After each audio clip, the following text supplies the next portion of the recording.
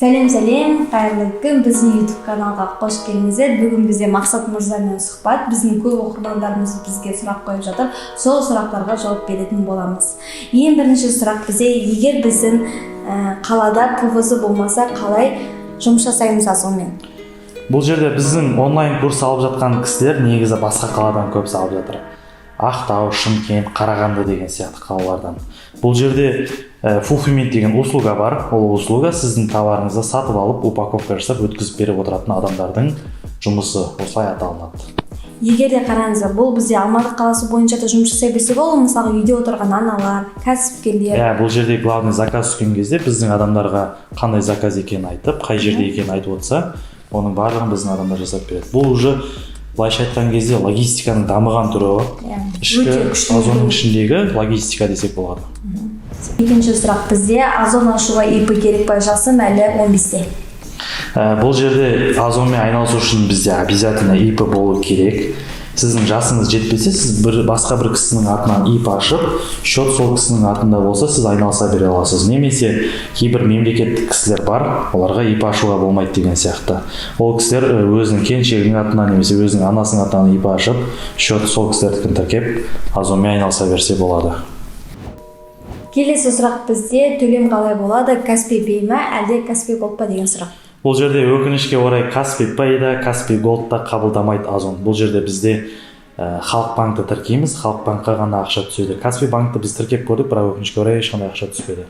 Сол себепті сіздерде Халық банк болу керек. Халық банкті негізі ашу қиын емес. Клиентский программаны жазып, бір 5 минуттың жұмысы аша салу. Ол ешқандай адамда проблема болмайды деп ойлаймын. Келесі сұрақ бізде, мен Валбекспен айналыссам, ФБО бойынша товар жіберіп жүрмін, Озонның ФБОсы қалай? Бұл Озонның ФБОсы негізі өте жақсы жұмыс жасайды. Бізде Алматыда Альмерек деген склад бар, бұл бізде транзитный склад. Сіздер товарларыңызды орап, Алматыдағы складқа апарып берсеңіздер, өзі Россияға апарып береді. Және тарифы да қатты қымбат емес, Fulfillment'тің бағасынан арзан. Еще бұл жерде бір жақсы ответственностьті уже Озон алады. Инада жағдайлар болған, Fulfillment товарды жоғалтып жүрген кездері. Ол енді кім көп айналып жүр, олар біледі. Бұл жерде даже жоғалтып жүргеннің өзінде де Озон жауап берді, солысымен жақсы. Срок доставки барлығын четко жұмыс жасайды. Келесі сұрақ бізде, мен Валбекспен айналысамын, бірақ та логистикалық компаниялардың кесірінен товарларым сынып барады. Бұндай жағдайда Озонның логистикасы қалай жұмыс жасайды? Ең көп кездесетін сұрақтардың бірі негізі осы. Озон мен Вайлдберрistің товар сыну жағына бізден сұрап жатады. Вайлдберрist'та көп товарлар сынады, лақтырады, жоғалады, ондай көп бізде өзімізде де болған. Бірақ Озонда пока что менің бір товарым жоғалған жоқ. Даже жоғалғанның өзіне сіздер техподдержка жасасаңыздар, сіздерге сразу болмаса да белгілі бір уақытта сіздердің ақшаларыңыз қайтарып береді. Солысымен бұл жерде ұқыптылығын көруге болады Озонның. Логистикасы былайша айтқан кезде өте жақсы жұмыс жасайды. Сізде возврат деген нәрсе болды ма? Возвраттар болады. Возвраттар Алматыға қайтып келеді, бірақ сынып ондай болып емес. Сіз егер жақсы орасаңыз, жақсы болып қайтып келеді. Егер жұқа орасаңыз, енді кішкене упаковкасы мыжылуы мүмкін, но товардың өзі товар не бетін жоғалтпайды. Логистиканың кесірінен товар сыну деген әңгіме жоқ. Жоқ, сынса жауап береді главный. Озонмен айналысқан кезде штраф деген нәрсе бола ма, яғни товарың жоқ болған жағдайда қандай болады? Бұл жерде товарды жібермесек бізде штраф болмайды. Озон бізге ешқашан штраф салмаған. Товар жібермесек бізде спорный дегенге түседі. Кешіктірсек әрине рейтингімізге әсер етеді. Товарларды топтан жай түсіруі мүмкін, бірақ штраф болмайды.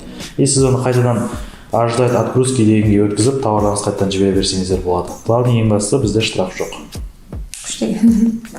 Осымен біздің видеомыз аяқталды. Бізде сіздерге Мақсатымыздан күшті жаңалық бар.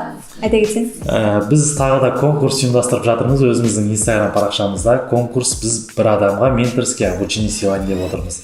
Біз негізі обучениеміз қанша мың теңге тұрады? 800 теңге. Былайша айтқан кезде біз 800 теңгені бір адамға бесплатно сыйлайтын боламыз. Ол жерде біз товар таңдап береміз, фотосессиясын жасап, оның ФБО-ға, ФБС-ға товарларын жіберіп, бір адамды кәсіпкер қылып шығаратын боламыз.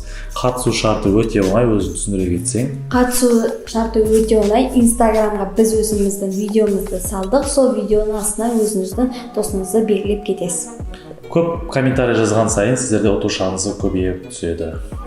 Және бір аптадан кейін біз бұның результатын шығарып тағы да YouTube-қа түсіретін боламыз. Осымен біздің видеомыз аяқталды. Видео ұнаса лайк басып комментарий қалдырып каналға тіркеліп кетіңіздер, тағы да қызық және пайдалы ақпараттармен бөлісетін боламын. Сау болыңыздар.